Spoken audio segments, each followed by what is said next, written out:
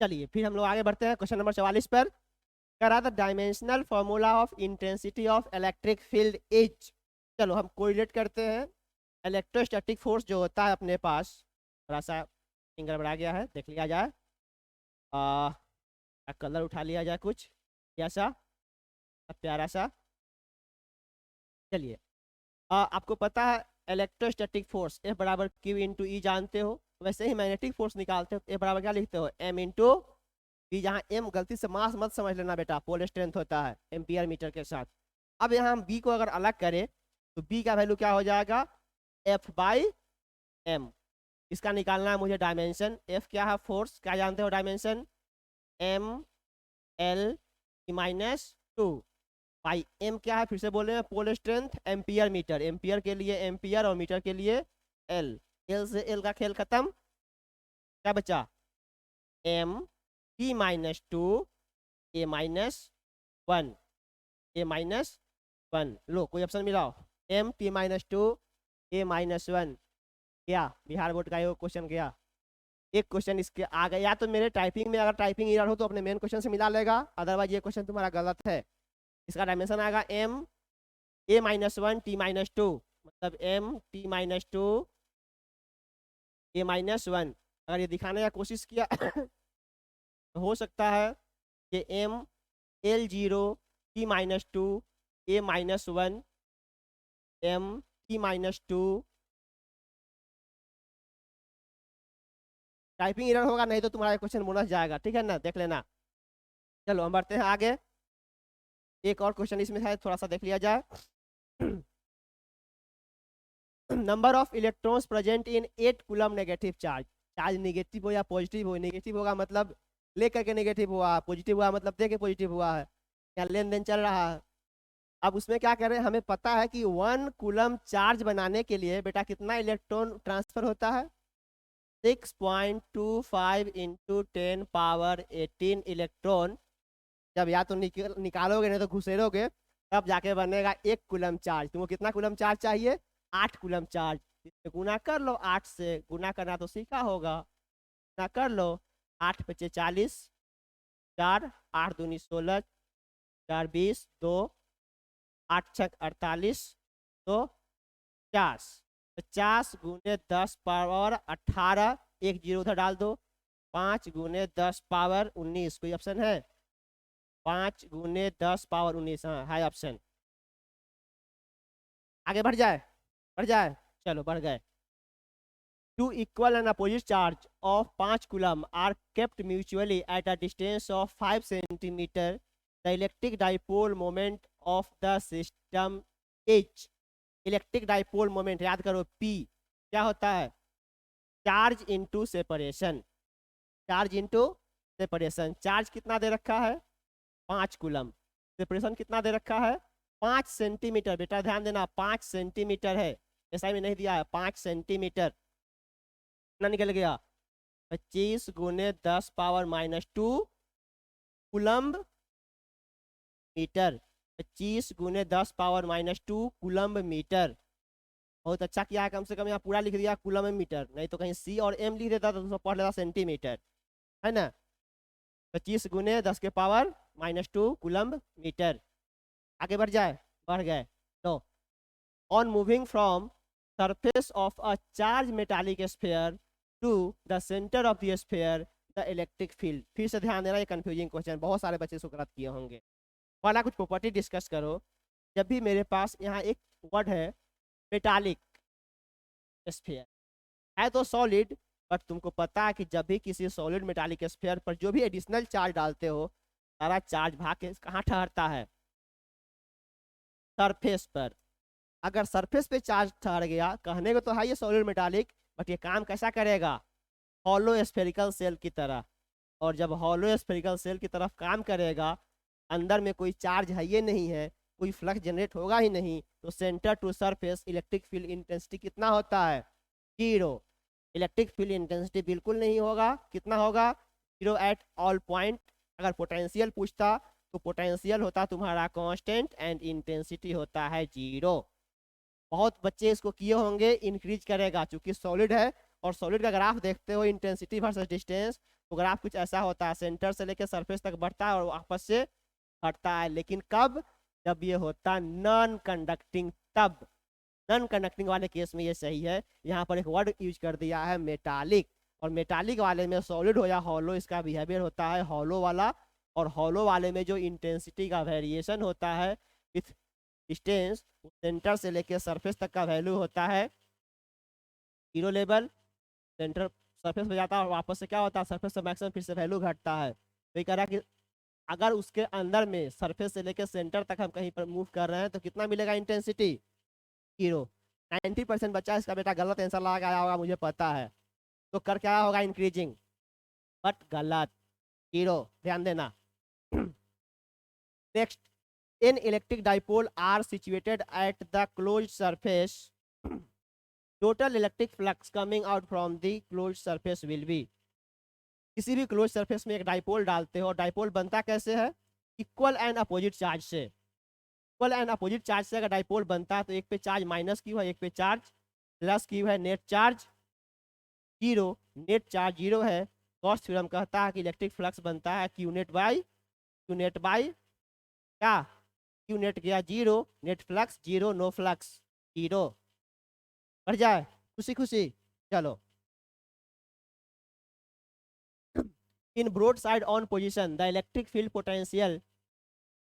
Potential due to electric dipole, electric dipole के minus charge plus charge, फिर से देखो यहाँ टेक्निकल वर्ड यूज कर दिया, ब्रॉड साइड ऑन पोजीशन। बहुत लोग इसका जानता है, इंडोर मतलब axial position and equatorial position.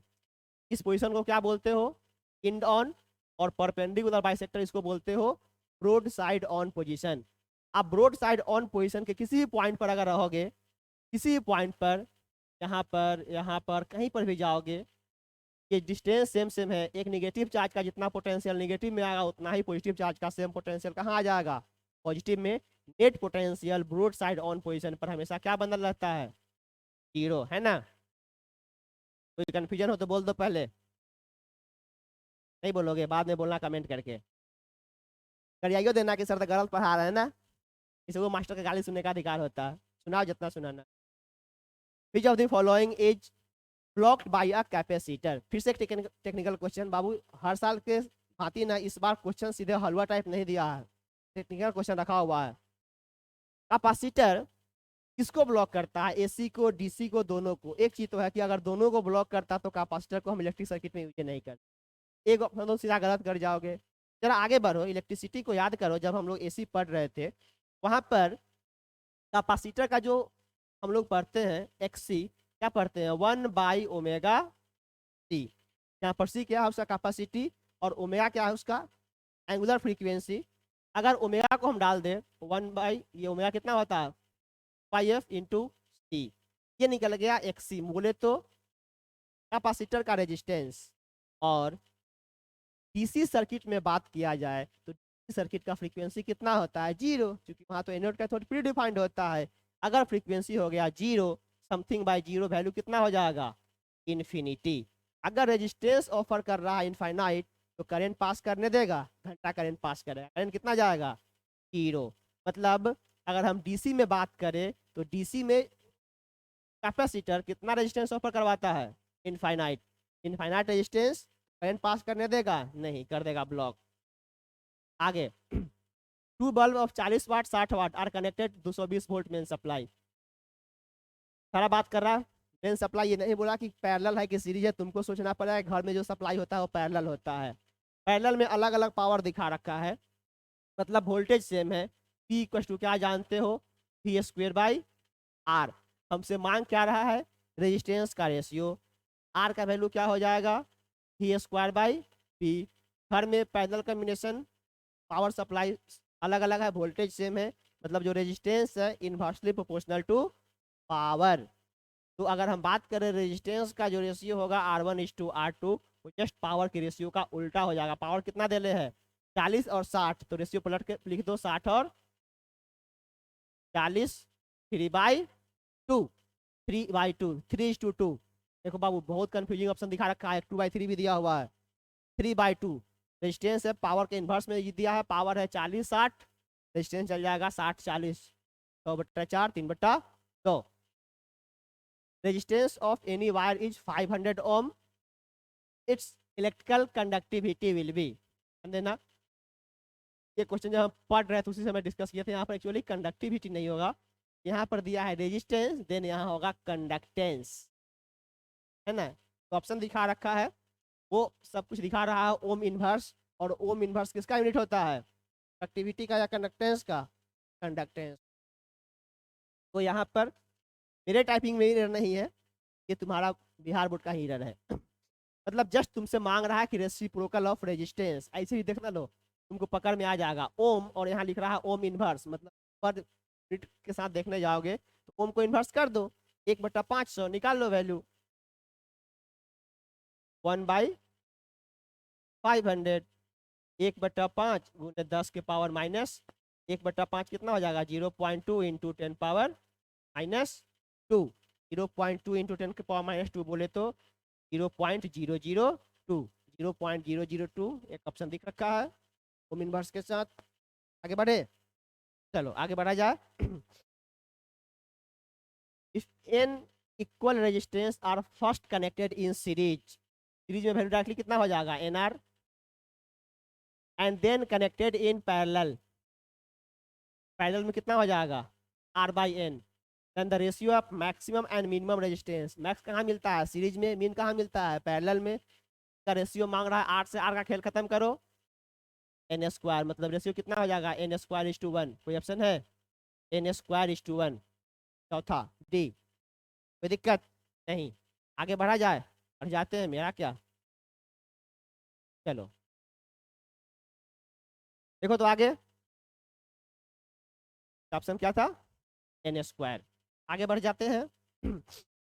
To increase the sensitivity of a potentiometer, potentiometer का सेंसिटिविटी बढ़ाने के लिए हमें क्या करना पड़ेगा, ध्यान देना, सेंसिटिविटी बढ़ाने के लिए हमें रेजिस्टेंस का कम, डायरेक्टली रेजिस्टेंस पे तो चर्चा नहीं किया है, और रेजिस्टेंस आपके पास क्या होता है, रो इंटू L/A। बेटा सेंसिटिविटी बढ़ाने का मतलब है रेजिस्टेंस होना पड़ेगा कम, और रेजिस्टेंस कम कब हो पाएगा, जब एरिया करोगे ज़्यादा, कुछ है, the cross section area of its wire will have to be increase. हम आगे ऑप्शन काहे पर है, ऑप्शन फर्स्ट, ऐसे भी देख लो, ऐसे करंट घटाना है, करंट बढ़ाना है नहीं, लेंथ ऑफ द वायर बढ़ाओगे, लेंथ बढ़ाओगे रेजिस्टेंस बढ़ जाएगा, रेजिस्टेंस बढ़ेगा तो फाइनली सेंसिटिविटी हट जाएगा। हमें सेंसिटिविटी बढ़ाने का मतलब है कि रेजिस्टेंस मिनिमाइज करना है, तब एरिया को ज़्यादा करके देना, ठीक है।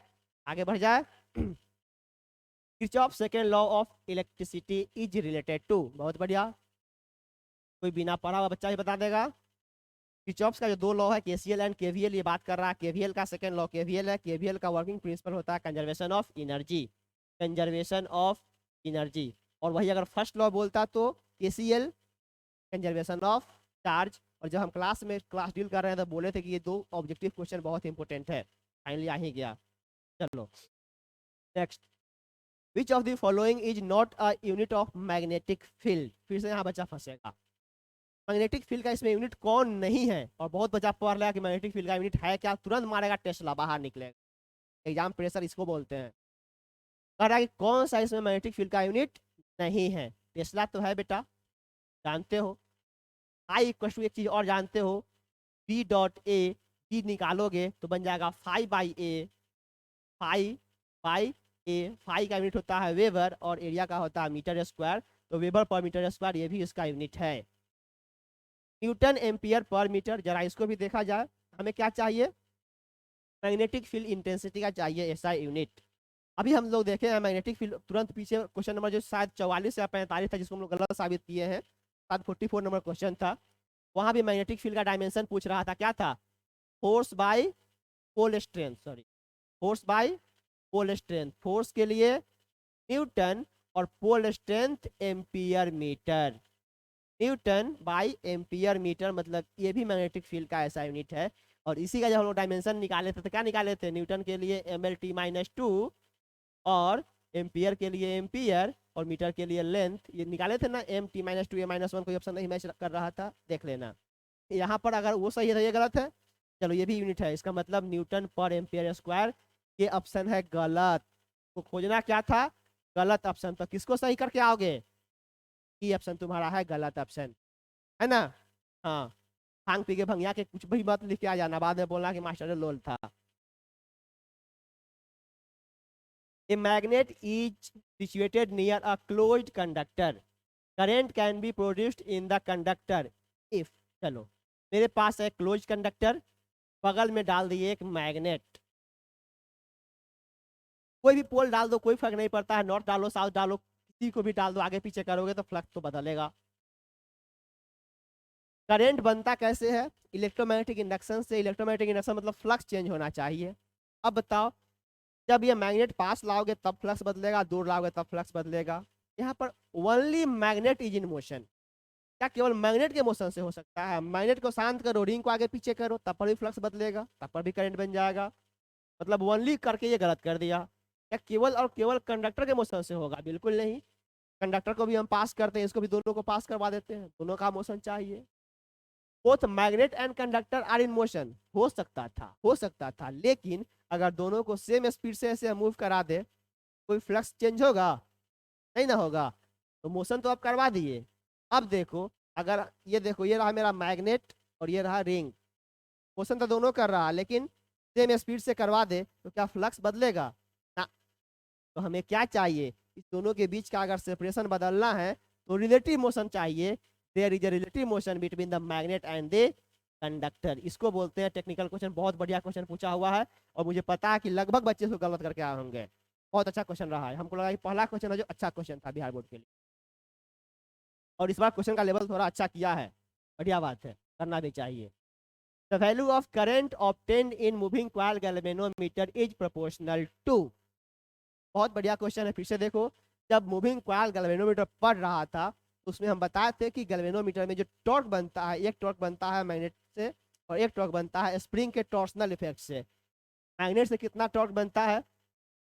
TINA। थोड़ा इसको आगे पीछे कर लोगे तो बन जाएगा NIBA। ठीक है। और ये टॉर्क किसको बैलेंस करेगा? जो स्प्रिंग का टॉर्सनल होता है वो होता है spring constant into torsional effect, जिसको हम बोलते हैं angular displacement of moving coil galvanometer. हमें क्या बोला है? Value of current obtain in moving coil galvanometer is proportional to. Current किसके प्रोपोर्शनल जा रहा है? यहाँ से आई निकाल दो, K into theta by ENA। N है नंबर ऑफ टर्न, ए है कॉइल का एरिया, बी है मैग्नेटिक फील्ड, थीटा है टॉर्सनल इफेक्ट मतलब एंगुलर डिस्प्लेसमेंट, एंड के है स्प्रिंग का स्प्रिंग कांस्टेंट। पढ़ लो option. Reflection theta, resistance, magnetic field. नहीं, मैग्नेटिक फील्ड डायरेक्टली जा रहा है क्या? नहीं। प्रोपोर्शनल पूछ रहा है, प्रोपोर्शनल मतलब डायरेक्टली प्रोपोर्शनल। आई किसके प्रोपोर्शनल जा रहा है? थीटा। प्रत्यक्ष को प्रमाण की जरूरत नहीं होती है ना? थीटा 58। पहुंच गए हम लोग बहुत पास।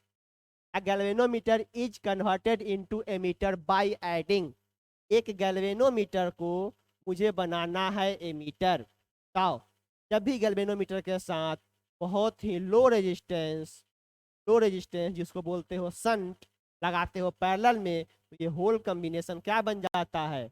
अमीटर। मतलब गैल्वेनोमीटर के साथ लो रेजिस्टेंस जोड़ दोगे पैरेलल में तो बन जाता है एमीटर। और थोड़ा सा ज्ञानवर्धक बात और कर दे, गैल्वेनोमीटर के साथ सीरीज में लगाते हो हाई रेजिस्टेंस तो ये पूरा सिस्टम बन जाता है वोल्टमीटर। अब हमें गैल्वेनोमीटर कन्वर्ट करना है एमीटर में। क्या करोगे? लो रेजिस्टेंस पैरेलल में, पहले के ऑप्शन दिखा रखा है, लो रेजिस्टेंस इन पैरेलल। आगे ऑप्शन नहीं पढ़ेंगे, इसको बोलते हैं कॉन्फिडेंस।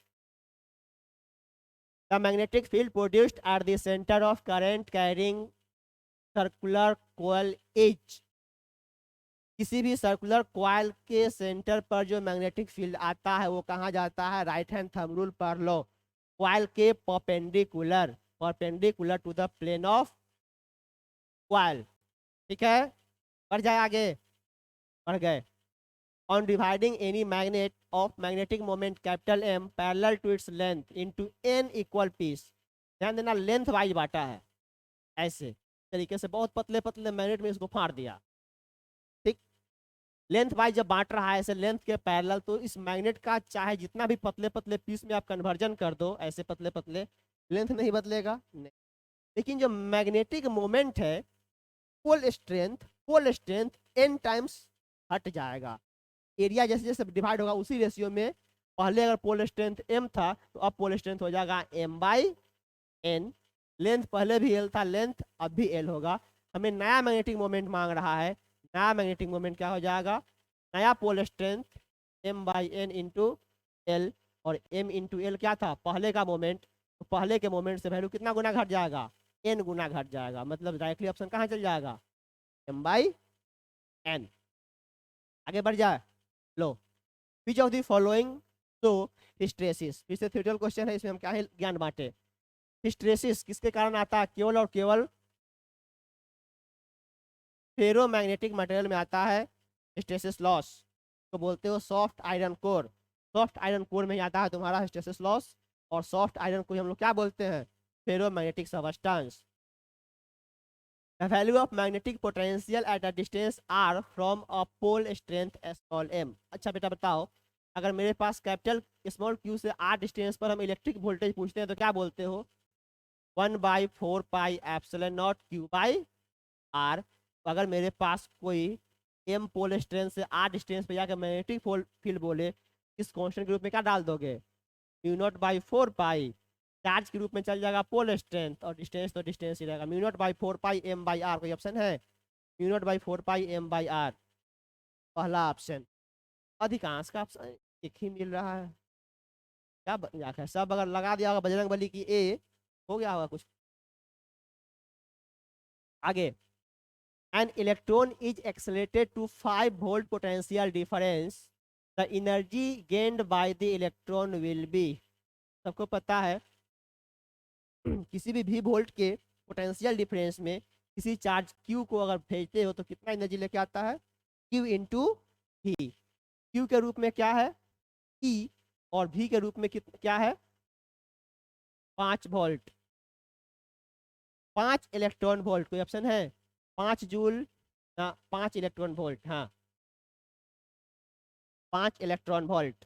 आगे बढ़ जाए, एक और क्वेश्चन है इसमें, the relation between electric field E and electric potential V is. बहुत बढ़िया, E equal to minus times of dV by dr को बोलते हो पोटेंशियल ग्रेडियंट, इसको बोलते हो intensity.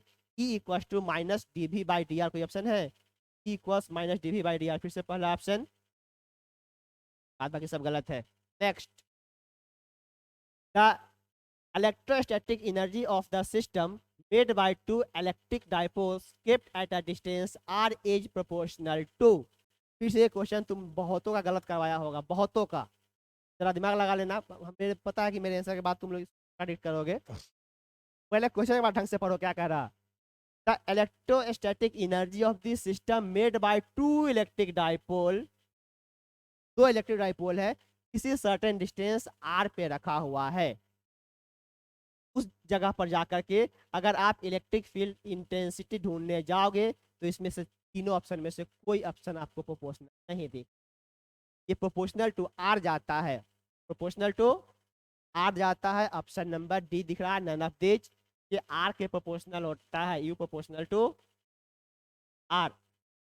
Pico farad is the SI unit, sorry is the unit of, farad किसका unit होता है, कैपेसिटी। तो अगर फैराड है कैपेसिटी का तो पिको फैराड किसका होगा, पिको मतलब 10 के पावर -12 है ना, तो पिको लगा दो, चूंकि फैराड एक बहुत बड़ा यूनिट होता है, तो फैराड एक बहुत बड़ा यूनिट होता है तो उसको पिको में हम लोग दिखाते हैं, पिको में, माइक्रो में, नैनो में।